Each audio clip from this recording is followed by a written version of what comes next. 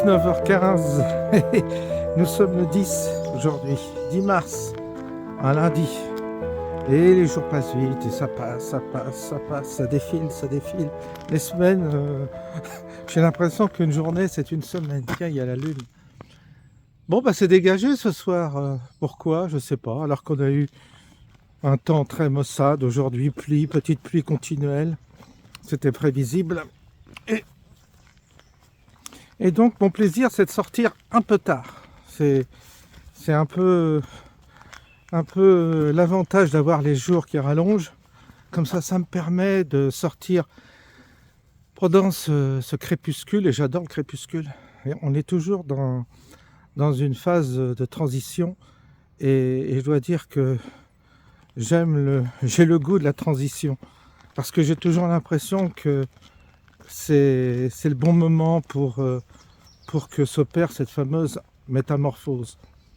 Métamorphose, en fait, c'est un processus qui devrait nous parler intérieurement, parce que intérieurement, c'est quelle que soit la voie spirituelle que vous choisissez, quelles que soient vos pratiques, vos religions, votre spiritualité, quelles que soient d'ailleurs vos approches de la question, le point commun, c'est la métamorphose. C'est le passage, le fameux passage.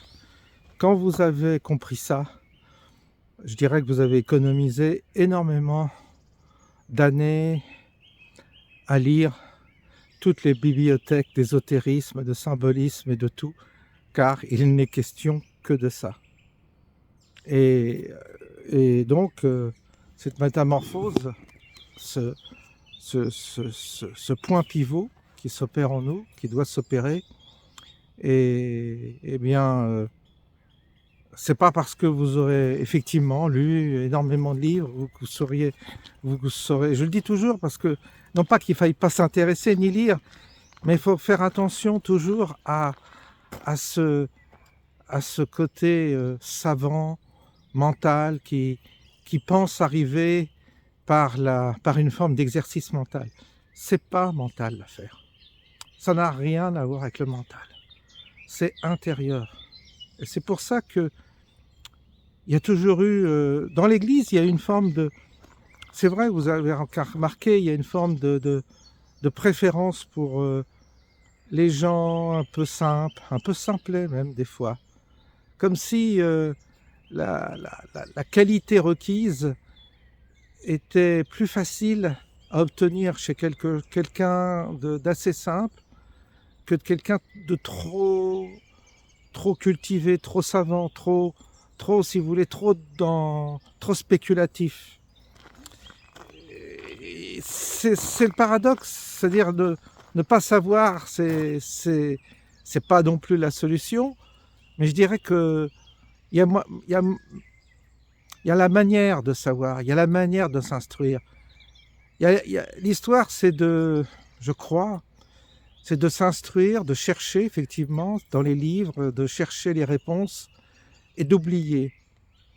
Oublier, c'est très important. Oublier ce qu'on a appris, oublier ce qu'on a lu, et laisser la place enfin à l'opératif, à ce qui s'opère en vous. Parce que ce qui compte, c'est que l'opération se fasse. Et si elle ne se fera pas avec un acte volontaire, cette métamorphose, elle ne se fait pas à la force du poignet, à la force d'exercice, à la force de discipline. Ça ne marche pas comme ça. Les hommes se sont égarés dans ces voies-là, vous savez, de flagellation, d'exercice extrêmement, de l'ascétisme, si vous voulez, de tout ça. L'homme s'est égaré dans ces voies-là en espérant obtenir, mais on n'obtient pas. On n'obtient pas à la force du poignet ce passage, cette métamorphose qui doit s'opérer en nous. On ne l'obtient pas de cette manière-là. On l'obtient, je dirais, autrement. Alors, moi, je sais pas. Qu'est-ce que vous voulez? Personnellement, j'ai expérimenté certaines manières de de se métamorphoser. Je l'ai expérimenté dans ma vie matérielle, dans ma vie personnelle. J'ai vu comment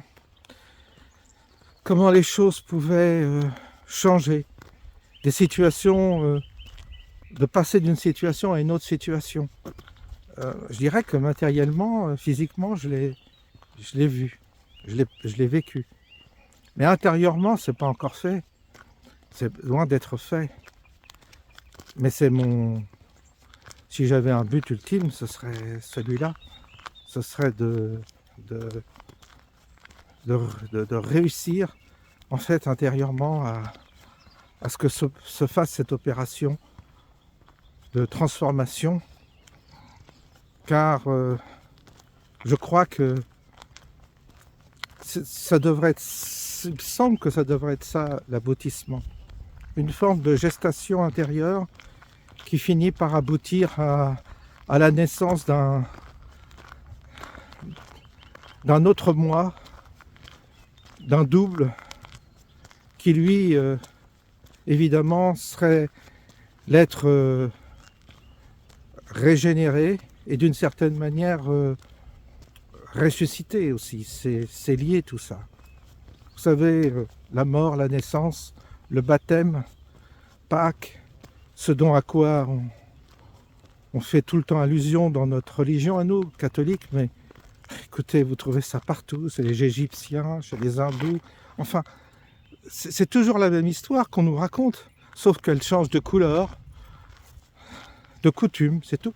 Toute une histoire de coutume et de couleur, mais sinon c'est toujours à peu près la même chose. Je parle de vrais enseignements de sagesse, hein, pas de dogmatisme ou de religion dogmatique ou même moralisatrice qui vous dicte votre comportement au quotidien. Ça, c'est des conneries, tout ça. Parce que ça n'a rien à voir avec la morale, ça n'a rien à voir avec la connaissance. Oui, la connaissance, oui, mais la connaissance intérieure. La connaissance qui est qu'une forme de connaissance presque intuitive que l'on accumule au cours de son existence. Et cette connaissance, elle se fait peut-être, en partie aussi, elle se fait aussi par les contacts, les livres, les rencontres, certains personnages qui nous ont marqué un temps, des gens qui nous ont ouvert des portes, tout ça c'est vrai. Et puis à travers aussi nos échecs et nos réussites dans cette vie, ce qu'on appellerait échec et réussite, ça ne veut pas dire grand-chose, mais je veux dire par là, à travers les expérimentations que nous avons faites dans le monde matériel, ça aussi, ça aide à comprendre. Vous savez, on ne peut pas trop s'épuiser à vouloir changer la nature humaine. On le voit en politique. Moi, je parle beaucoup de politique en ce moment. J'évoque énormément la question politique, la question de la population, de la conscience de la population, du corps social. Tout ça, ce sont des réalités, mais on ne peut pas fondamentalement changer la nature humaine comme ça, par des paroles, par une parole qui chercherait par une parole de conviction. On n'est pas là pour convaincre. On est là pour sentir les choses. On est là pour les percevoir. Et ça, c'est pas du domaine de l'argumentation. On est dans un autre registre. Et ce registre-là, il est effectivement, il ne nous appartient pas. Il ne dépend pas de nous. Nous sommes, nous, des acteurs ou des facteurs plutôt qui participons à cette prise de conscience, à cet éveil intérieur, à cette métamorphose que nous devons, qui doit se faire comme ça progressivement en nous. Mais qu'est-ce que vous voulez dire sur ça? Pas grand-chose. Les seules choses qu'on peut constater, c'est l'arbre à ses fruits, c'est-à-dire si ça produit des bons fruits, c'est que je dirais peut-être que on n'est pas trop sur le mauvais chemin, mais si ça produit des mauvais fruits, c'est qu'on se trompe de chemin certainement. On pourrait dire les choses comme ça. Vous savez, il y a mille manières d'aborder cette question. Mais c'est vrai que l'homme brut de décoffrage, l'humain, on peut faire un constat très rapide. Non, ça va pas. L'humain, l'espèce humaine, ça va pas du tout. Avec ses guerres, ses conflits et tout ce qui le conduit à une forme de dégénérescence ou de maltraitance de l'autre ou de la nature, ça va pas. C'est pas ça qu'on veut, nous, au fond. Donc, on voit bien que l'homme doit changer, se métamorphoser s'il veut survivre à son espèce et faire évaluer cet état de transition tellement imparfait. Et donc ça passe par effectivement une métamorphose collective, c'est-à-dire que toi tu changes, mais tout le monde autour de toi doit participer à ce changement, à cette métamorphose, pour peut-être qu'on puisse s'éveiller à une autre qualité, à une autre conscience, à une autre manière de peut-être de vivre, de se soigner, de s'alimenter, d'éduquer, d'envisager la société, le monde, l'architecture, la musique, les arts, tout peut être revu sous cet angle-là. C'était un peu l'ambition de la civilisation, mais vous voyez bien qu'à chaque fois, il y a une dégradation, parce qu'il y a cette tentative toujours avortée. La civilisation, c'est une tentative. Les civilisations, ce sont des tentatives avortées de la métamorphose de l'humain. Et après, on est triste. Bah oui, c'est comme une mère qui perd son enfant. Vous êtes là, enceinte, pendant 7-8 mois, vous perdez votre enfant. C'est terrible. Bah, c'est ce qu'on vit symboliquement, c'est ce que nous vivons, nous, occidentaux, avec notre civilisation.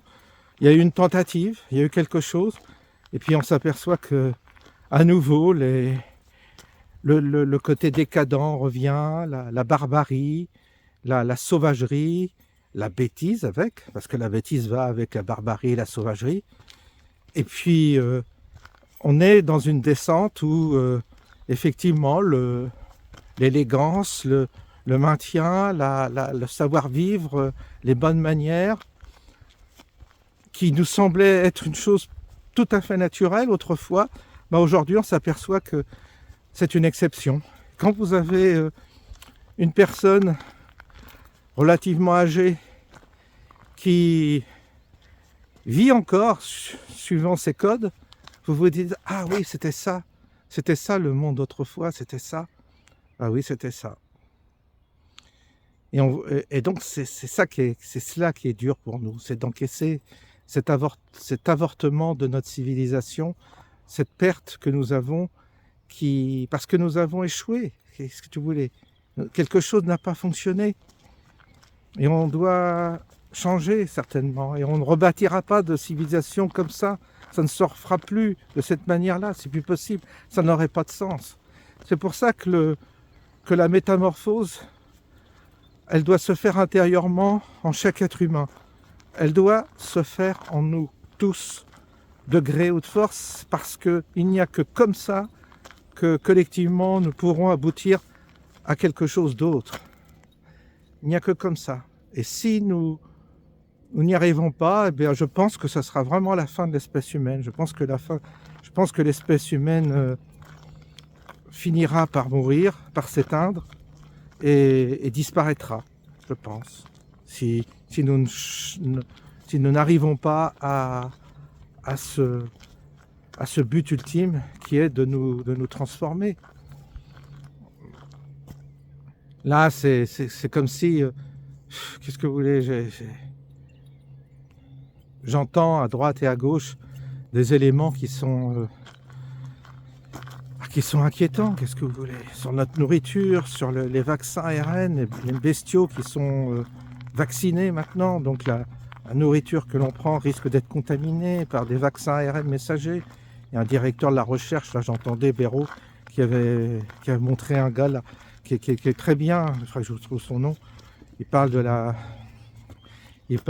vaccination des animaux par ARN messager, alors qu'on sait très bien que c'est une forme de poison, quoi. Et les gens vont manger du foie gras, vont manger des aliments qui vont être contaminés. Et ça, c'est toute l'industrie alimentaire. Donc vous allez avoir encore plus de maladies, de déficiences, de problèmes neurologiques qui sont en train d'apparaître. C'est pour ça que c'est important aux États-Unis que Kennedy soit ministre de la Santé, parce que lui, il a travaillé tout ça avec sincérité. C'est un gars qui a travaillé énormément sur la santé publique et il va essayer, mais c'est des lobbies derrière qui sont tellement puissants, tellement forts. Alors oui, et puis après il parle des antennes 5G. Il y a trop d'ondes, les ondes sont trop fortes, les 5G c'est trop fort. Il ne devrait y avoir aucune habitation à moins de 300 mètres d'une antenne 5G. Et ça, on le voit, c'est pas le cas. Et pourtant, ça a des effets délétères sur la santé des animaux. Moi, je connais un sourcier qui est magnétiseur aussi. Il est obligé d'aider des gens, des fermes, pour que leurs animaux soient à nouveau productifs, parce qu'ils font plus de lait, ils engendrent plus de bébés, ils sont complètement stériles. Et ça vient des ondes. Ça vient d'une part de la Wi-Fi et ça vient d'autre part de la 5G. Et nos corps ne sont pas du tout adaptés pour ça. Comme il disait, vous mettez les ondes, c'est quoi? C'est un micro-ondes. Hein. Mettez un bout de viande dans le micro-ondes, vous voyez ce que ça donne. Il faisait une comparaison avec les antennes 5G qui sont aussi des ondes. Et les ondes traversent notre corps et puis passent à travers l'eau. À travers l'eau aussi, c'est très important. Donc vous avez des régions comme nous, très très humides, où les animaux éventuellement sont en contact avec l'eau. Et puis vous avez une antenne 5G, c'est la catastrophe totale. Votre animal, il meurt. Ou il ne produit plus. Et puis la viande est pourrie après. Vous voyez, c'est toute une chaîne alimentaire qui est corrompue, qui est contaminée. Et ça, on ne vous parle pas de tout ça. Les téléphones aussi, moi j'en suis, oui, j'ai téléphone, des fois, il faut le tenir assez loin de soi. Tout ça, il faudrait, mais il y aurait tellement de précautions à vivre que après on va devenir parano et on ne va plus rien faire. Ça aussi, je vois la lune, c'est assez beau là, je vous fais voir. Et Sirius là, l'étoile. Ah non, c'est très très agréable à ce temps-là.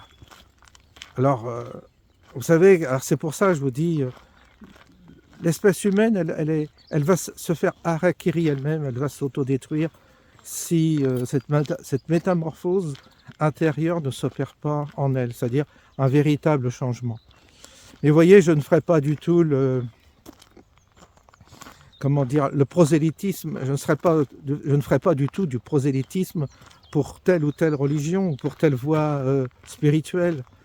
Ça n'a plus de sens aujourd'hui de faire du prosélytisme. On n'en est plus là. Et ça ne servirait à rien. On en est là au point où aujourd'hui, de toute façon, les églises sont vides. Il n'y a plus de prêtres, il n'y a plus de vie religieuse, sociale, je dirais. Donc, ça ne sert à rien. Donc, du coup, vous avez tous, vous n'avez plus que tous la possibilité de vous transformer vous-même en vous, comme ça. Il faut que ça se fasse. Peu importe si vous n'avez pas la messe, peu importe si vous ne faites pas ceci, vous ne faites pas cela. Moi, je parle de la messe, je parle de cathos, mais il n'y a pas que les cathos qui m'écoutent, il y en a d'autres. Enfin, je dirais, peu importe votre spiritualité. Allez, faites ce que vous pouvez de votre coin, avec vos croyances et tout.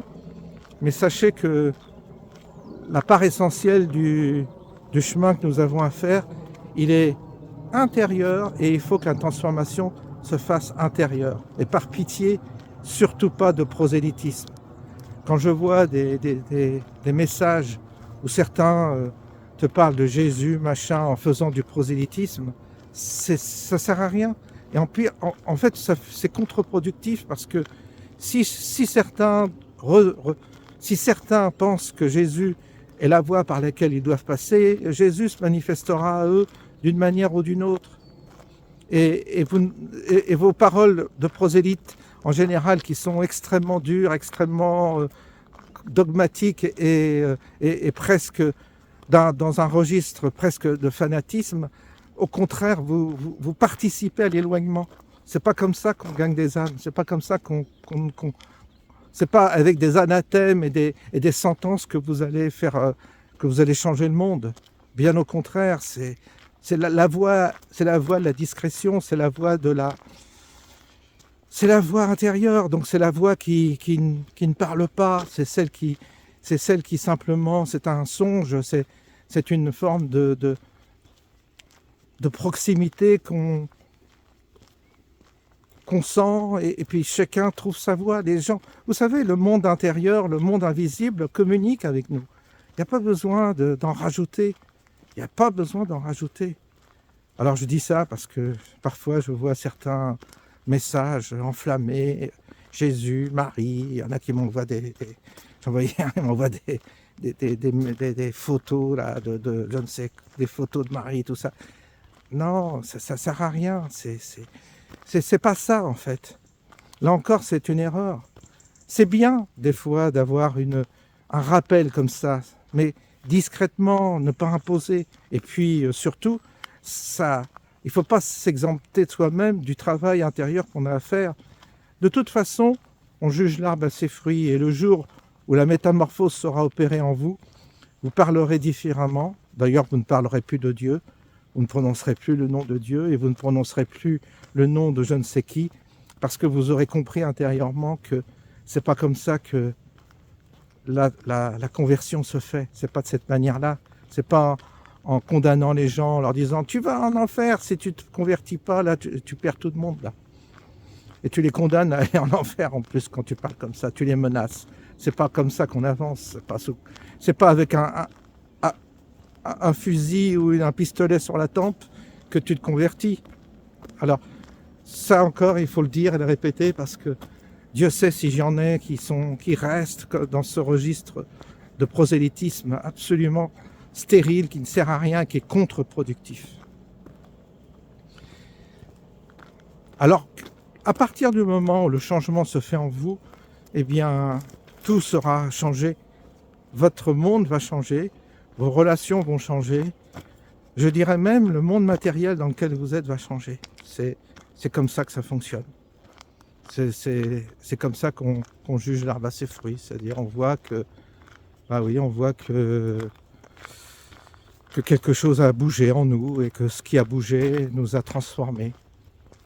C'est comme le pardon, vous savez, le fameux pardon. Le pardon ne peut se faire que justement une fois que la métamorphose est faite. Si tu pardonnes et que la métamorphose en toi n'est pas faite, ton pardon, il vaut rien, il est hypocrite.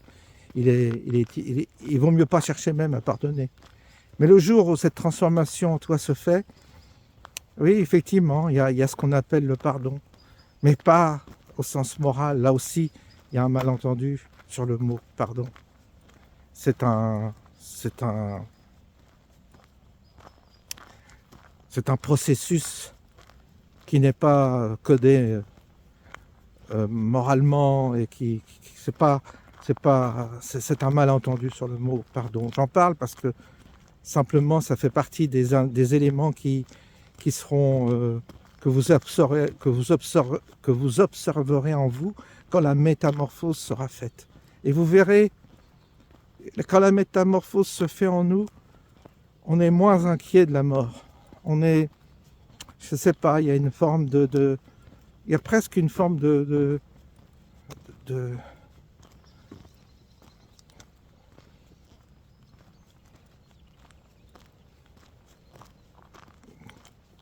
tu enjambes, voilà, je cherche le mot, c'est comme si tu enjambais la mort.